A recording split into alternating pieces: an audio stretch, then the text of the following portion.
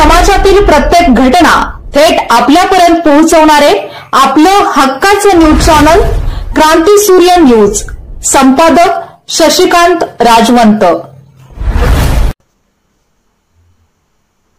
सांगली जिल्हाधिकारी यांच्या आदेशानुसार आगामी 2025च्या संभाव्य पूर परिस्थितीच्या पार्श्वभूमीवर पलूस तालुक्यातील नदीकाठावरील पूरपट्ट्यातील गावांमध्ये 21 मे ते 28 मे दरम्यान आढावा दौरे घेतले जाणार आहेत। या दौऱ्याची माहिती तहसीलदार दीप्ती रिठे जाधव यांनी दिली आहे।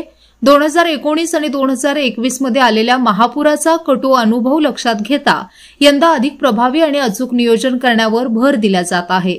संभाव्य पूर, दुष्काळ, भूकंप, आग अशा विविध नैसर्गिक आपत्तींच्या पार्श्वभूमीवर गाव पातळीवर बैठका सुरू झाल्या असून त्यामध्ये स्थानिक प्रशासन आणि नागरिक सहभाग घेत आहेत।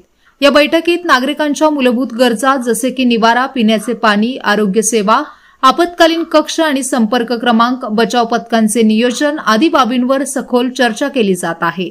आठवड्याभरात याचा सविस्तर कृती आराखडा तयार करून जिल्हाधिकारी यांच्याकडे सादर करण्यात येणार आहे।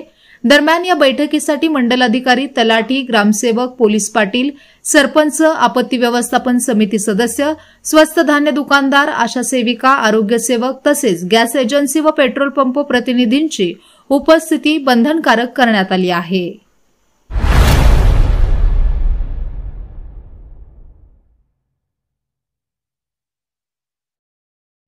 क्रांती सूर्य न्यूज।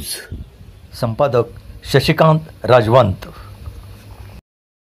सबस्क्राइब करा,